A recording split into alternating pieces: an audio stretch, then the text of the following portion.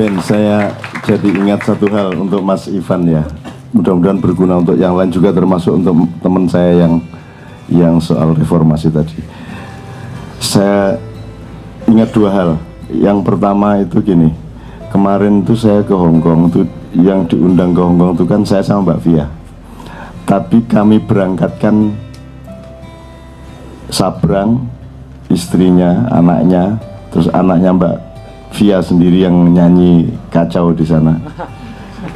Anak kecil, anak saya yang gawat itu, si Ampa itu. Si Rampak itu kan yang kemarin tiba-tiba bilang sama saya, tahu nggak siapa yang pertama kali melihat Ampak? Dia bilang gitu. Ah, ya Allah lah. Loh, kalau Allah nggak usah ditanyakan, maksud saya manusia, dia bilang. Ya ibulah kalau gitu. Oh, nggak bisa, salah. Yang pertama ngelihat Ampak adalah Ampak sendiri. Emang di mana? Di dalam perut. Sebenarnya aku nggak nyadar waktu itu, tapi aku tahu kalau yang di dalam perut itu Ampak.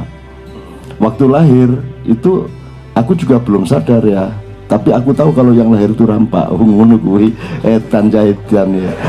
Edan iki bapake sapa ini. Masa ngomong gitu. Terus begitu ibunya datang, karena waktu ngomong nggak ada ibunya, belum datang, tak suruh Ampak itu cerita siapa yang sama ibu, cerita sama ibu siapa yang pertama kali ingat Rampak. Dia bilang, terus dia jawab gini, ya nggak maulah aku cerita-cerita lagi.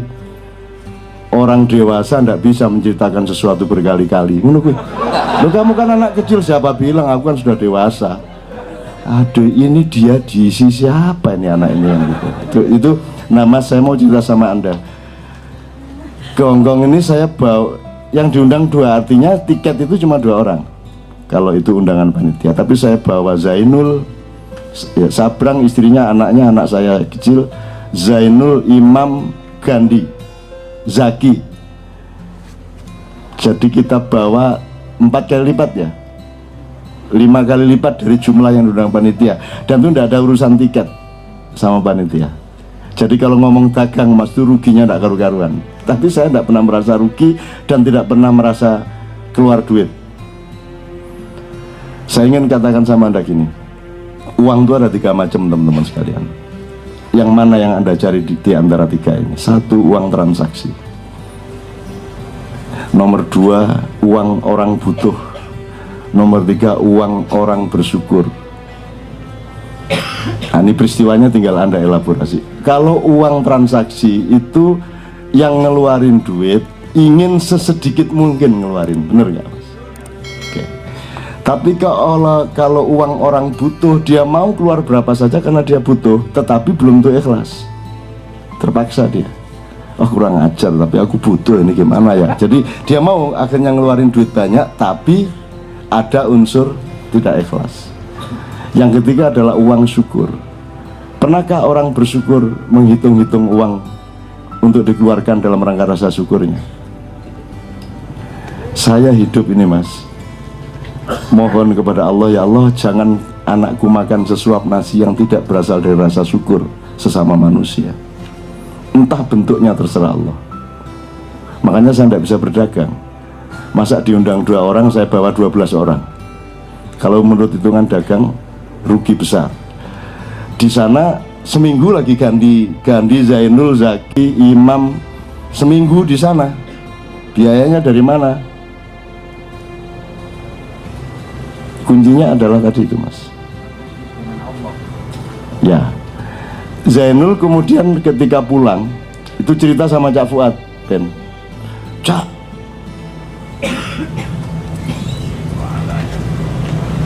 saya ikut ke Hongkong tuh, kok saya dapatnya lebih banyak dari soulmate ya? Ya Zainul ngomong gitu sama Cak Fuad, nggak sama saya. Maksudnya lebih besar, lu kan soulmate dulu kan rame kan ngomongnya berapa 15 juta apa berapa gitu ya. Saya dapat lebih banyak ya Cak. Lu kok bisa Nul? Lu kalau saya hitung semuanya itu hampir 20 itu, dia bilang. Padahal nggak ada perjanjian. Lah kok bisa kamu dapat? Ya nggak tahu, mereka seneng sama saya. Mereka lihat tas saya nggak bisa ditarik, jadi sobek satu gitu loh. Karena orang anak-anak di Hongkong ngeliat Zainul narik tasnya setengah mati, 1 jam kemudian ada tas baru untuk Zainul. Dilihatnya handphonenya, ya Allah elek Ibnu, handphone iki tahun piro nul, ada handphone baru. Besoknya baju baru, sarung baru, uang sangu untuk jalan-jalan Mas Inul, jalan-jalan tak anter. Nggak tahu siapa yang ngasih Mas. Jadi terus pulang dia dapat duit banyak, melebihi harga ustadz. Padahal dia tidak pernah transaksi. Kenapa? Karena anak-anak itu bersyukur. Karena sejak pertama kita tidak transaksi. Tapi Anda jangan lantas tidak transaksi loh ya. Hanya Rasulullah yang berani begitu. Kalau Rasulullah kan begini, ini saya beli barang ini 100 rupiah, kamu belinya terserah, kamu kasih saya laba berapa. Itu Rasulullah. Kalau kamu gitu kan mati kamu. Gitu, modar gue. Dikasih ya tambah 1 rupiah kan gitu kan, tetanggamu kayak gitu semua kan gitu. Jadi hanya Rasulullah kan punya faktor lain yang membuat orang tidak mungkin ngasih laba sedikit. Faktor lain adalah penghormatan semua orang kepada Al-Amin Muhammad tadi itu dan gitu. Jadi Anda untuk dagang Anda harus punya kekayaan non materi, yaitu trust. Orang seneng sama Anda, orang terharu sama Anda, orang bersyukur ada Anda, orang merasa aman ada Anda. Itu kan modal terbesar untuk supaya uang datang ke Anda. Dan uang supaya datang ke Anda itu jangan dijadikan niatmu, perjuanganmu adalah menjadi mukmin, menjadi orang yang dipercaya. Pokoknya orang merasa aman, ya itu butuh waktu Mas. Tapi nanti kalau sudah saatnya itu Anda tinggal panen. Saya belum pernah bekerja dalam hidup ini Mas, 61 tahun. Tapi Anda suruh saya beli apa, saya bisa beli. Apalagi kalau saya mau kolusi menggunakan kekuasaan dan kewibawaan saya. Tapi kan saya nggak pernah. Loh, kalau saya mau menggunakan itu Mas, loh Karim SMS tuh Mas, Karim SMS tuh mau ke, udah siapa aja. Tapi alhamdulillah Mas, tidak ada orang berani ngasih saya. Itu sial secara dunia tapi laba secara akhirat. Jadi nggak ada orang minta tolong saya, misalnya masalah gede saya selesaikan. Misalnya ada perusahaan besar yang di zaman Pak Harto nyogoknya jelas, sekali transfer 1 bulan. Setelah itu urusan Pak Harto membaginya, misalnya gitu ya. Setelah itu presiden berikutnya kan beda Mas.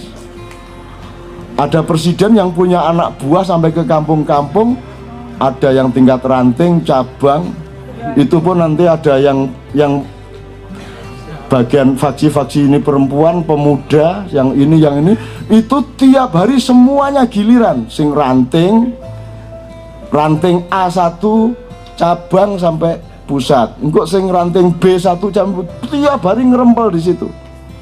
Jadi untuk nyogok itu terlalu banyak yang disogok karena semua merasa berhak, karena aturannya udah nggak ada. Kalau zaman Pak Harto kan upetinya jelas, salah tapi secara prosedur gampang gitu ya. Akhirnya sambatnya ke saya, ini gimana Cak, tiap hari nih Cak, siang pagi sampai sore ini penuh ini, dan harus ngasih terus menerus, nggak ada batasnya.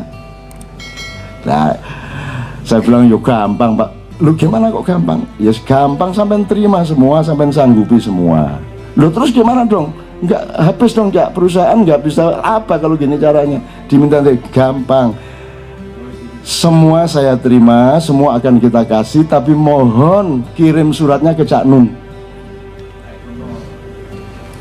Jadi saya yang mewakili perusahaan, di mana orang mau minta apa-apa itu lewat saya lah. Orang sido njaluk tuh Mas karo aku. Kan enggak mungkin mereka terus kirim surat ke saya minta duit ke perusahaan, itu kan enggak mungkin. Artinya aku disungkani uang gitu loh Mas, enggak mungkin kalau lewat saya. Jadi misalnya kalau contoh lain kecil ya, kalau TKW turun di Terminal D khusus untuk di Plekodo gitu ya, kalau nanti ada yang darurat betul, telepon saya bilang, telepon saya. Atau bilang gini sama petugas atau siapapun yang menodong kamu, saya akan kasih Pak, tapi saya harus minta izin kepada Cak Nun dulu, sebut nama saya. Itu petugas mundur Mas, dengar nama itu. Itu loh Mas, bukan hebat, bukan apa, tapi Kalau saya mau menggunakan itu mas, wah sopo ae duwe aku mas. Cuman sampean delok iki lho aku iki uripku kaya ngene iki. Apa tuh saya tuh masih menikmati hidup saya sedemikian rupa, sampai nyuci piring masih saya mas, nyuci baju masih saya mas, nyapu masih saya mas, ngepel masih mas, dan saya merasa nikmat luar biasa itu. Enggak apa-apa. Orang itu kehilangan kenikmatan hidup karena dia menganggap bahwa hidup itu meningkat. Meningkat piye hidup kok meningkat? Loh, kenapa kamu dicuciin orang? Kenapa kamu nggak dimandiin orang sekalian? Toh tetap kamu mandi sendiri, kan gitu. Dicebokin orang sekalian. Kalau memang kamu priayi dan kamu orang besar, menteri gitu ya, mestinya ada asisten cebok. Ngomene ayo tuh kombong ini. Mesisan. Loh, kalau Anda bisa menikmati mandi sendiri, Anda pasti bisa menikmati nyuci sendiri, meskipun mungkin tidak kayak Wijayanto kan, kalau nyuci kan terus tetangganya ditawari, ini masih saya masih nganggur, ini ayo siapa yang mau nyuci ya, itu ya Wijayanto. Sarannya seperti itu. Jadi ibu-ibu harus rajin nyuci, kalau perlu tetangganya ditawari pagi-pagi keliling, ada yang mau nyuci enggak sini saya cuciin gitu.